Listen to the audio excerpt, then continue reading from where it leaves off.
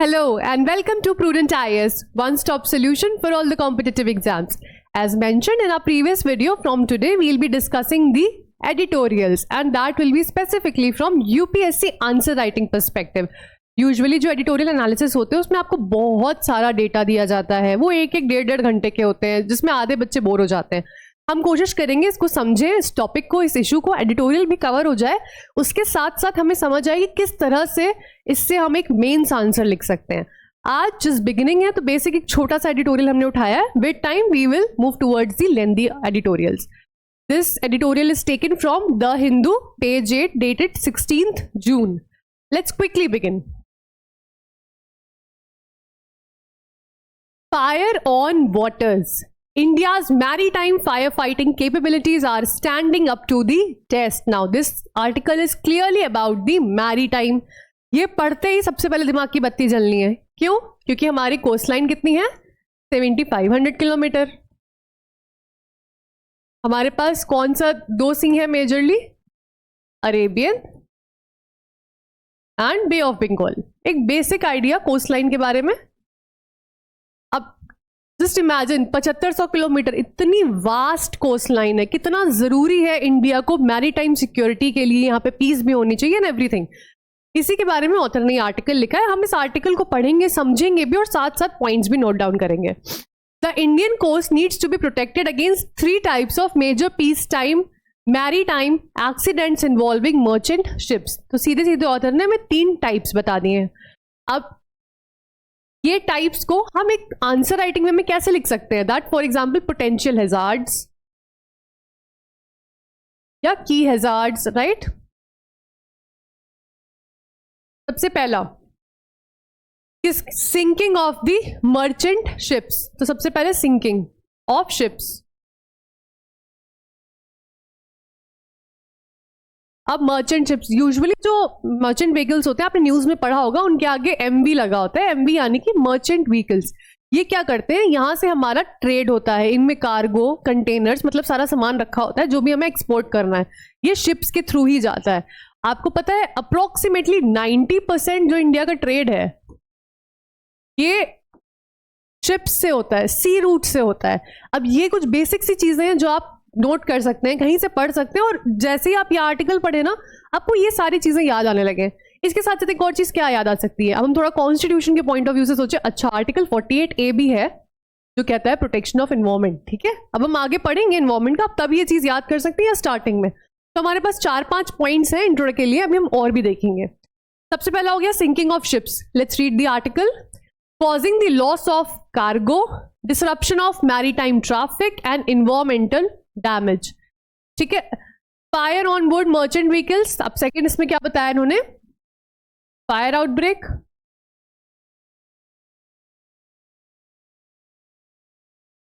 that can seriously threaten not just the environment but also life and property on coast and oil spills. Oil spills को आप इसके साथ भी लिख सकते हैं, अब थर्ड में भी लिख सकते हैं. अब ये हमें काइंड ऑफ सब हेडिंग्स मिल गई. अब इसके अंदर का पॉइंट्स हमने जो पढ़ा है उसी से निकालते हैं. सिंकिंग ऑफ मर्चेंट शिप्स में क्या लिखा है? Causing the loss of cargo. तो पहला पॉइंट क्या मिल जाता है हमें? ऑब्वियसली अगर हमारी शिप डूब गई तो उसके अंदर का सामान थोड़ी बचेगा, वो भी तो डूब जाएगा, कार्गो जितना भी है. और इससे क्या होगा? अब एक शिप बहुत बड़ा, इतने छोटे से तो होते नहीं है, इतने बड़े बड़े शिप्स होते हैं. एक कोई शिप डूबेगा तो पूरा मैरीटाइम ट्रैफिक इफेक्ट होगा ना. तो डिसरप्शन ऑफ मैरीटाइम ट्रैफिक. ये सब पॉइंट्स कोई अलग से हम नहीं लेके आ रहे हैं, हम इसी से ही निकाल रहे हैं, क्योंकि मेरा पर्पज ही है कि कैसे एडिटोरियल के थ्रू ही आपको सब समझ आ जाएगा और आपको लगेगा अरे तो आंसर ही लिखा हुआ है, डिफिकल्ट नहीं लगेगा. फिर एनवायरमेंटल डैमेज. अब ये एनवायरमेंटल डैमेज का पॉइंट ना यूजुअली तीनों में कॉमन रहने वाला है, तो आप इसको भी एक सब हेडिंग दे सकते हो चाहो तो, but just writing it down here only. Second क्या है? फायर ऑन बोर्ड से क्या हो सकता है? ऑब्वियसली इन्वायरमेंटल डैमेज तो होगा ही होगा. ठीक है, अब इन्वायरमेंट डैमेज हम एक सेपरेट हेडिंग भी कर सकते हैं या दोबारा रिपीट नहीं करेंगे यहाँ पे. तो इसके साथ लाइफ एंड प्रॉपर्टी को थ्रेट कहाँ पे? On coast. अगर मान लीजिए, अभी इसमें एक एग्जाम्पल भी रिसेंट दिया है, कोई शिप कोस्ट के पास ही उसमें हादसा हो जाता है, आग लग गई, कुछ हो गया, कोस्ट की तरफ अगर वो ड्रिफ्ट करता हुआ आ गया तो वहां की लाइफ और प्रॉपर्टी को कितना ज्यादा डैमेज होगा। यही बात यहाँ पे लिखी गई है कि fire on board merchant vessels that can seriously threaten not just the environment, obviously environment को तो होगा ही होगा, इसके साथ life and property on the coast. अब एक ऑयल स्पिल्स, ये तो बहुत ही भयानक होता है बिकॉज इससे जितना भी ओशन है, पानी भी गंदा होता है, हैवॉक क्रिएट करता है, वहाँ के जितने भी ऑर्गेनिजम्स हैं उन सबको बहुत दिक्कत होती है। किससे? मेजरली ऑयल स्पिल्स से।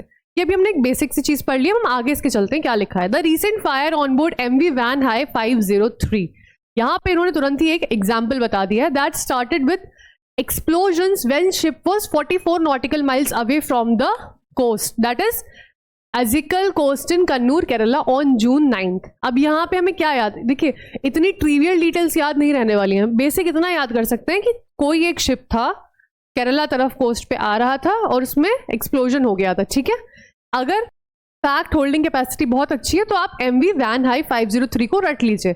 अभी 2025 में हो सकता है पूछ लें, आप कोट कर सकते हैं, या 1-2 साल में भी आप रेलिवेंट इसको कोट कर सकते हैं, बट ईयर लिख दीजिएगा। तो इन्होंने एक एग्जाम्पल हमें क्या दे दिया, हम इसको ऊपर इंट्रो के पास में लिख लेते हैं, MV merchant vehicle Van Hai 503। ठीक है, एक ही हमें इंट्रो के लिए मटेरियल ऑल मिल गया कि एक रीसेंट इंसिडेंट अब has been successfully controlled. Article लिखा गया 16 जून को, उस दिन ये पूरा कंट्रोल हो गया था। ठीक है, photographs of the ship showcased a cocktail of smoke, brown, white, grey, black colours billowing out. अब बिलोइंग देखिए बहुत ही भारी भरकम शब्द है, सिंपल सा मतलब है बहुत ही तेजी से एक तरफ धुआं, सारा स्मोक जो है वो निकल रहा है। ठीक है, दैट इज बिलोइंग आउट।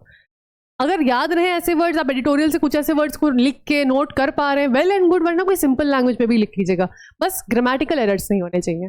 ठीक है, अब इसमें क्या हो गया, इन्होंने बताया कि स्मोक जो ये आ रहा है, जो व्हाइट, ग्रे, ब्लैक कलर के स्मोक है, इससे हमको क्या पता चल रहा है, इससे नेक्स्ट लाइन में लिखा है the cargo manifest showed that more than 140 of the 1754 containers had various types of hazards cargo. और इसने क्या इंडिकेट किया, इंडिकेटिंग दैट मेनी सब्सटेंस। अब 140 कार्गो आउट ऑफ 1754 कंटेनर्स थे, जो उसमें से 140 कंटेनर में हैजार्डस मटेरियल था। अब वो सारा हैजार्डस मटेरियल मिक्स होके इस अलग अलग रंग के धुआं फेंक रहा है। दैट इज, इसका मतलब डेप्थ समझिए कि कितने हैजार्डस टाइप के मटेरियल हैं जो कि बर्न हो चुके हैं और इतना ज्यादा स्मोक आ रहा है। आगे आर्टिकल में लिखा गया है कि आज तक भी, मतलब इतने दिन बाद भी स्मोक देखा जा रहा है। इमेजिन कितना ज्यादा वहां पे स्मोक रहा होगा। अब इसको हम क्या कर सकते हैं, इस चीज को भी हम लिख सकते हैं, सिंकिंग ऑफ द शिप्स। ठीक है, कि कॉजेज, ये इन्वायरमेंट को पोल्यूशन भी होता है, स्मोक हो जाता है, जो भी सारी चीजें हैं, this can also be written, right. Next up is the Coast Guard officials report that raging Van Hai had started drifting dangerously towards the coast even as firefighting was on and the sea maintained rough under the monsoon conditions। जैसे कि मैंने भी बताया आपको कि कोई, अब इसमें आग लग गई थी, 44 नॉटिकल माइल से दूर शिप था, बट ये बहुत ही तेजी से ड्रिफ्ट कर रहा था कोस्ट की ओर। फायर फाइटिंग, सारी मैकेनिज्म, रेस्क्यू के सब ऑन हो चुके थे इसको पूरा कंट्रोल करने के लिए, बट तब भी क्यों, क्योंकि सी रफ है। अब सी को तो आप कंट्रोल नहीं कर सकते, मॉनसून कंडीशंस को तो कंट्रोल नहीं कर पाएंगे ना, तो उसकी वजह से बहुत तेज से ड्रिफ्ट हो रहा था। A tow rope was passed on to the ship, कोशिश की गई बट वो स्नैप हो गई, टूट गई। एंड इंडियन नेवी हेलीकॉप्टर, अब यहां पे देखिए इंडियन नेवी आए हमारे, that flew in to air drop a salvage team. अब सैल्वेज टीम, सैल्वेज का मतलब क्या होता है, सिंपल शब्दों में बताऊं, कोई भी चीज जो ऐसे डिस्ट्रक्शन से बचाए। एक रेस्क्यू टीम हो गई, ठीक है, जो हमें किसी भी तरह के, स्पेसिफिकली ये शिप के सिंकिंग में, वेसल्स में, इन सब में यूज किया जाता है। तो एक टर्म आप याद कर सकते हैं सैल्वेज, कहीं पे लिखने के लिए द सैल्वेज। यूजुअली NDRF जो हम हिली ट्रेन्स वगैरह पे तो रेस्क्यू टीम वगैरह लिख देते हैं, डिजास्टर मैनेजमेंट, यहाँ पे एक सैल्वेज टीम का पर्टिकुलरली कीवर्ड यूज किया गया है। And pass a wire rope that was made up of steel. Imagine, बहुत ही बढ़िया काम इंडियन नेवी की तरफ से, which was then used to tow the ship 45 nautical miles away from the coast where the depth was nearly 1 kilometer। तो इन्होंने coast से जो पास में आ रही थी उसको दूर करके टो कर दिया। ठीक है, the owner of the vessel also pitched इन। अब यहाँ पे ओनर जो है उनका रोल आ गया है। इन्होंने क्या करा, commanding the tugs through their agents, अपने अपने एजेंट से उन्होंने भी अपना जो भी उनका रेस्क्यू का काम है वो स्टार्ट कर दिया। Van Hai does not pose an immediate danger to an coast now, but smoke is still seen from the ship, and there are hot spots, but it is now up to the ship owner to salvage the vessel, that is उसको पूरे destruction से बचाएं, and after completely putting out the fire। ठीक, ये point भी हमने क्यों mark करा अभी हम बताएंगे। Most of the patrol vessels, workhorse of the Coast Guard, are now fitted with the fire fighting equipment। ठीक है, ये जितने भी कोस्ट गार्ड हैं पेट्रोल वेसल से, वहां पे फायर फाइटिंग कैपेबिलिटीज को ला दिया गया है। ये सब पॉइंट्स को कहाँ यूज किया जाएगा, I'll just tell in a moment। फिर वाइल क्यों किया गया, क्योंकि फायर फाइटिंग इज अ की मैंडेट ऑफ द एजेंसी, इस चीज को रियलाइज करके यहाँ पे कैपेबिलिटीज इंस्टॉल की गई हैं. While hazardous cargo on the containers are indeed a major fire hazard, a more severe fire hazard is oil. अब यहाँ पे ऑयल की बात करिए जिसको हमने ऑलरेडी मेंशन करा है. ऑयल स्पिल्स तो बहुत ही खतरनाक होते हैं. क्यों? क्योंकि ऑब्वियसली उसको कंटेन करना, फिर उसके बाद जो डैमेज किया है उसने उसको भी सही करना बहुत ही मुश्किल हो जाता है. Gas carrying merchant ships are perhaps the greatest. अब गैस कैरिंग, ऑयल स्पिल्स के साथ साथ आप गैस कैरिंग भी लिख सकते हैं मर्चेंट शिप्स जो होते हैं. क्यों? ये greatest fire and explosion hazard, obviously इतना ज्यादा फ्लेमेबल है. ठीक है. Nightmare scenarios that can bring the world to its knees involves the gas carrier accidents at the choke points of Suez Canal and Strait of Malacca. ये दोनों choke points को mention कर दिया गया है. तो हमारी डेटा तैयार हो रहा है कि चोक पॉइंट्स कौन कौन से. स्विस कैनाल तुरंत मैप पे जाइए देख लीजिए, स्ट्रेट ऑफ मलक्का तुरंत देख लीजिए, और देख लीजिए कैसे ही डॉट्स कनेक्ट हो रही हैं कि कैसे कहीं पे भी अगर कोई डिजास्टर हो रहा है तो ये जो मेन ट्रेड के लिए जरूरी है चोक पॉइंट्स, वो भी उनमें भी डिसरप्शन हो जाएगा. In 2020 another example, the Indian coast guard plus navy successfully put out a massive fire that broke out Colombo on the very large crude carrier that is VLCC New Diamond. New Diamond याद रह जाए, well and good, वरना याद रखिए कि Indian guard और navy ने ऐसा कुछ काम किया है. ठीक है. स्टार्टेड बाय, अब जिनका मेंस है, जिनको अगले साल अटेम्प्ट कर रहे हैं, तो इट्स गुड कि आप एक दो नाम याद करना स्टार्ट कर दें. फिर started by the Indian Oil Corporation. The VLCC was carrying 270,000 tons of crude oil and bound for Paradip in Odisha. कितना ज़्यादा crude oil था इसमें. That these ships were structurally intact despite week-long infernos is a testament as much of the maritime firefighting capabilities of India as these are in the advanced design. अब इतना बड़ा हादसा होने के बावजूद ये शिप पूरा इंटैक्ट था, मतलब कि टूटा नहीं था, इसमें कोई इतनी ज़्यादा क्षति नहीं आई थी. ये किस बात का प्रूफ है? ये इस बात का प्रूफ है कि जो इंडिया की मैरीटाइम फायर फाइटिंग कैपेबिलिटीज़ हैं ये एडवांस लेवल पे चल रही हैं. तो ऑथर जो है वो इसको प्रेज भी कर रहे हैं इंडिया की कैपेबिलिटीज़ को. But at the same time अगली लाइन में वो क्या बता रहे हैं? Quick salvage of the sunk ships and firefighting oil spills which require quick, extensive and close multi-agency coordination are the areas where India needs to build and demonstrate more expertise. तो यहाँ पे इन्होंने वे फॉरवर्ड भी दे दिया. अब quickly हम इसको सारे पॉइंट्स को जो हमने पढ़ा है ना एक आंसर राइटिंग फॉर्मेट में देख लेते हैं. हमने टाइप्स वगैरह पढ़ लिए. ठीक है. अब हम जाते हैं इस पे स्ट्रेंथ्स पे.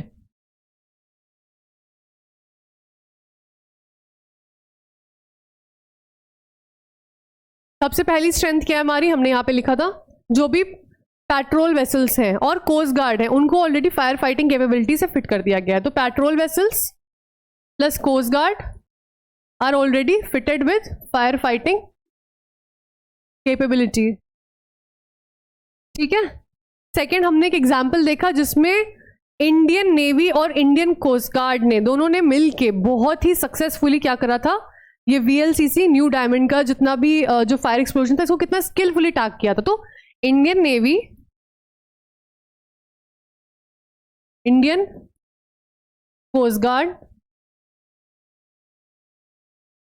have time and again shown, that is they have time and again proven the capability in handling the complex multi-day fire control operations. यहां से हमने निकाल के एक दो वर्ड ऐड करके बढ़िया सा पॉइंट बना दिया. तो हमें दो स्ट्रेंथ्स मिल गई हैं.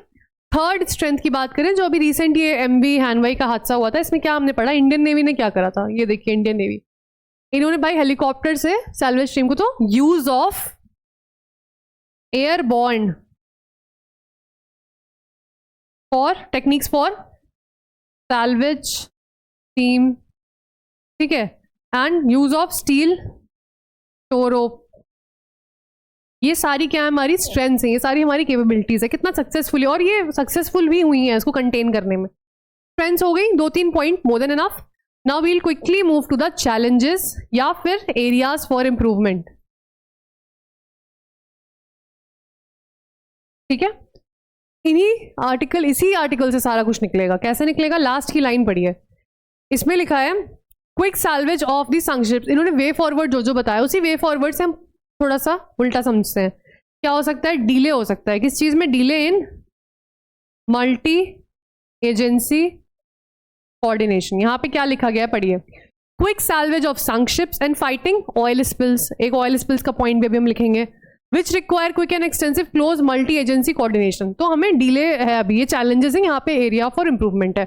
ऑयल स्पिल्स के बारे में हम क्या लिख सकते हैं यहाँ पे कि इनएडिक्वेट इंफ्रा है हमारे पास फॉर कंटेनिंग, मतलब उसे रोकना है ऑयल स्पिल को, ठीक है। उसके साथ साथ उसने जो ऑलरेडी हैवा करेक्ट कर दिया है, डैमेज जो हो चुका है उसको भी हमें ठीक करना है, तो इसके लिए थोड़ा सा इंफ्रास्ट्रक्चर बनाना जरूरी है। अब यहाँ पे क्या एक बहुत ही इंपॉर्टेंट पॉइंट क्या था इस पूरे इंसिडेंट में, जो उसकी मेन कंपनी थी सारी जिम्मेदारी उस पर आ गई, ठीक है। तो अभी भी हम किस पे डिपेंडेंट हैं, या तो प्राइवेट एक्टर पे, क्या भाई वो वेसल है ना, या फिर हम क्या कर रहे हैं, हमारे पास एडहॉक अरेंजमेंट्स, एक परमानेंट मैकेनिज्म नहीं है। मोर देन इनफ, 3 पॉइंट हमने लिख दिए बहुत इजीली।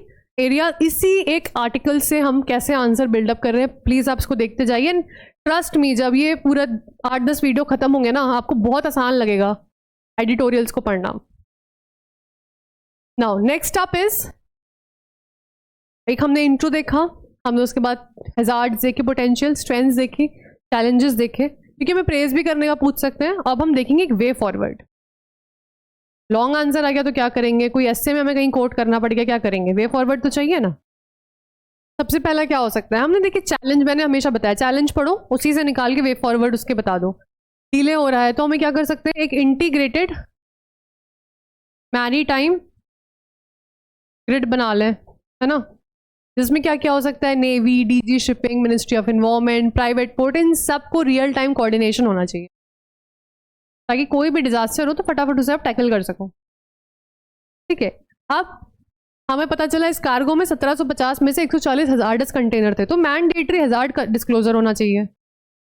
इससे क्या होगा, अगर पता चल जाएगा कि फलाना फलाना शिप में, कोई भी A to Z शिप है, उसमें इतने जो कंटेनर्स हैं उसमें हजार्डस मटेरियल जा रहा है, एक स्ट्रिक्ट विजिलेंस, उस पर निगरानी रखी जाएगी और थोड़ा सा ज़्यादा प्रिकॉशंस हो सकते हैं उसको लेकर।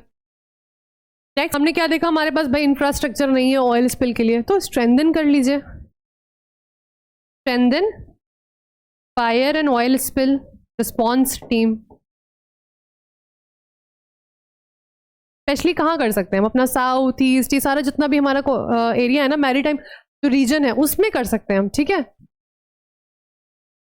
इसके बाद अब थोड़ा सा, जब भी कोई वे फॉरवर्ड लिखिए, अगर ऐसा कोई मुद्दा है तो थोड़ा ग्लोबल लेवल पे चले जाएं, उस पर क्या लिख सकते हैं हम, इंटरनेशनल मैरीटाइम कोऑपरेशन, कैसे हो सकता है भाई, IMO, ठीक है, मैरीटाइम ऑर्गेनाइजेशन हो गया। जितनी भी रीजनल नेवीज है ये सब एक्सरसाइज वगैरह करती रहती है ना, तो इनसे हम एक कोऑपरेशन बढ़ा सकते हैं। इंटीग्रेटेड एक रिस्पॉन्स हो सकता है अगर कभी भी कोई ऐसा दिक्कत है, इसमें बहुत से पॉइंट ऐड कर सकते हैं। इंफ्रास्ट्रक्चर इसके लिए नहीं, आप इसके लिए लिख सकते हैं जो सैल्वेज इंफ्रास्ट्रक्चर होता है, मतलब कि जो रेस्क्यू के लिए वेसल्स जाते हैं, ठीक है, जो रोप जाती है, भाई एक रोप थी वो स्नैप हो गई, तो आप दूसरी चीज़ें रखिए, तो इस पर भी हम काम कर सकते हैं, इसको भी स्ट्रेंथन कर सकते हैं, ठीक। मेजरली हमने स्ट्रेंथ देख ली, वीकनेस भी देख ली, वे फॉरवर्ड भी हो गया। अब क्या बचा है, जो लोग ये वीडियो रोज देख रहे हैं ना, उनको तो बहुत अच्छे से याद आ गया होगा क्या बचा है, क्योंकि मैंने इतनी बार बोला है कंक्लूजन, कंक्लूजन के बिना ही आंसर करना है, नहीं, conclusion is very very important. Conclusion एक लाइन में बस बताती हूँ। अब हमारी इतनी वास्ट कोस्ट लाइन है, ठीक है, यहाँ पे इतना ज़्यादा ट्रेड हो रहा है, तो India is already emerging as a global hub for maritime trade, ये सब लिखना है इसमें, ठीक है, कंक्लूजन में, that India is already becoming a global hub for maritime trade. तो जो पीस टाइम मैरीटाइम सिक्योरिटी है ना, ये this is not optional any more, this is mandatory, very very important है, वेरी इंपॉर्टेंट, मतलब ये लाइन लिख दीजिएगा, that as India is becoming a global hub for the maritime trade, the peacetime maritime security is no more optional but mandatory, ठीक। आप क्या कर सकते हैं, नेक्स्ट लाइन इसमें ऑथर ने बहुत अच्छे से इंडिया को प्रेज किया है, आप भी कंक्लूजन में प्रेज करिए कि रिसेंट जो सक्सेसेस हुई हैं, the recent they have reflected that India has very good capabilities, they have already strengthened, but considering that the trade is getting more and more, but the growing scale of trade, environmental risk, ये दोनों चीज़ें हमने पढ़ी है ना, trade भी ज़्यादा, environmental risk भी हो रहे हैं, बार बार आ रहा था, दे रिक्वायर अ कैसा, कोऑर्डिनेशन में दिक्कत हो रही थी, तो coordinated, integrated and technologically equipped system for maritime disaster management system, कुछ भी लिख सकते हैं, कैसा पॉइंट आप बना के क्लब करके। इंडिया को आपने अप्रिशिएट भी करना है, बिकॉज कैसा होना चाहिए कंक्लूजन, मैंने हमेशा क्या बताया, बैलेंस्ड होना चाहिए और पॉजिटिव होना चाहिए सिंपली। तो पहले में हम क्या लिख सकते हैं कि हम ग्लोबल हब बन रहे हैं, तो it is no longer optional, ठीक है। फिर हम क्या लिख सकते हैं, रीसेंट सक्सेसेस से हमारी कैपेबिलिटीज स्ट्रेंथन हुई है, ये प्रूव हो चुका है, बट ट्रेड भी बढ़ रहा है, इन्वायरमेंटल रिस्क भी बढ़ रहे हैं, डैमेजेस भी बढ़ रहे हैं। तो अब क्या ज़रूरत है, कोऑर्डिनेटेड, टेक्नोलॉजिकली इक्विप्ड, इंटीग्रेटेड, कुछ भी लिख सकते हैं, और मैरीटाइम डिजास्टर मैनेजमेंट या डिजास्टर सिस्टम, कुछ भी, कोई point, just understand the gist कि किस तरह से आपको एक कंक्लूडिंग लाइन लिखनी है। 10 मार्क का है 1 लाइन लिख लीजिए, 15 नंबर का है तो 2 लाइन लिख लीजिए, ठीक है। Now just look at this, हमने एक इंट्रोडक्शन तैयार किया जिसमें कुछ फैक्ट्स रखे, रीसेंट एग्जांपल्स रखे, 90% ट्रेड होती है, बेसिक सा डेटा रखा। अगर क्वेश्चन में चैलेंजेस पूछ रहे हैं तो हम ये स्किप कर देंगे, हजार्ड्स पूछ रहा है हम हजार्ड्स भी 3 तरह के लिख देंगे, ठीक है। हम चैलेंजेस भी लिख सकते हैं, स्ट्रेंथ भी लिख सकते हैं, वे फॉरवर्ड भी, कंक्लूजन भी, सारा कुछ एक ही एडिटोरियल से बहुत ईजिली हमने लिख लिया। अब बहुत ही कोई इंपॉर्टेंट अगर एडिटोरियल लग रहा है जिसके बहुत सारे डायमेंशंस हमारे पेपर में कवर कर रहा है, फॉर एग्जांपल अगर कुछ, जैसे मैरीटाइम सिक्योरिटी बड़े कम आते हैं, ठीक है, क्वेश्चन आ सकता है कंसीडरिंग इतना ज़्यादा ट्रेड हो रहा है, थोड़ा सा हम एक्स्ट्रा यूपीएससी का वैल्यू एडिशन कर सकते हैं इसी को पढ़ने के जस्ट बाद में। कुछ हम स्कीम्स, इनिशिएटिव्स, अब इसके लिए अलग से मेहनत नहीं भी करनी है ना, तो ये कहीं एक A4 पेपर पे आप लिखते रहेंगे, पेपर डेली पढ़ रहे हैं ना, तो कहीं ना कहीं आ ही जाएगा। सागरमाला हर कहीं ना कहीं मॉक में आ जाएगा, इतना कॉमन है। इसके साथ साथ कोस्टल सिक्योरिटी स्कीम, ठीक है। अब इसमें पोर्ट्स का डेवलपमेंट हो रहा है, इसमें क्या हो रहा है, जो वल्नरेबल स्ट्रेचेस हैं उन पे इंफ्रास्ट्रक्चर बनाया जाएगा, जस्ट एक बेसिक की फीचर पता होना चाहिए, ज़्यादा कुछ डिटेल में नहीं। इसके अलावा केसेस या कुछ आप और भी चीज़ें, जैसे IMO का, इंटरनेशनल मैरीटाइम ऑर्गेनाइजेशन का मारपोल, दैट इज मैरीन पोल्यूशन के लिए, और मैरीन पोल्यूशन एक ही हमें ज़रूर पता होना चाहिए। अब एक इंटरनेशनल लेवल पे पता होगा, एक इंडियन लेवल पे भी तो देखिए, तो इंडिया के लेवल पे क्या देख सकते हैं हम, नीति आयोग का मैरीटाइम विजन 2030, इसमें क्या बात होती है भाई, सस्टेनेबिलिटी शिप्स वगैरह की जो लेन्स हैं उसके बारे में इन्होंने विजन दिया है, तो ये भी एक इंपॉर्टेंट हो गया। 2-3 चीज़ें, एक फैक्ट साथ याद कर लिया आपने, आपके पास ऑलरेडी पूरा डेटा था, ये आपको पूरा एक आंसर तैयार हो गया just from this single editorial. यहाँ पे हमें मर्चेंट व्हीकल का सिंकिंग का मिल चुका है, न्यू डायमंड का एक मिल चुका है एग्जाम्पल, और कोई एग्जाम्पल्स रिसेंट अगर आ रहे हैं आप उनको कोट कर सकते हैं, वरना दिस इज वेल इनफ, इतना काफ़ी है। तो I hope now you have a better picture in your mind कि किस तरह से एक एडिटोरियल को पढ़ना है, और एक रट्टाफिकेशन एनालिसिस नहीं करनी जिसमें फैक्ट्स हो, बट ये समझना है कि हम उससे कैसे एक आंसर तैयार कर सकते हैं। और एडिटोरियल्स हम कोशिश करेंगे ऐसे ही चूज करें जो मल्टी डायमेंशन कवर करे, या फिर एक बहुत ही स्पेसिफिक क्रूशियल डायमेंशन, जैसे मैरीटाइम सिक्योरिटी बहुत ही इंपॉर्टेंट है इंडिया के लिए। So likewise, we'll be coming up with another interesting video super soon. Thanks for watching.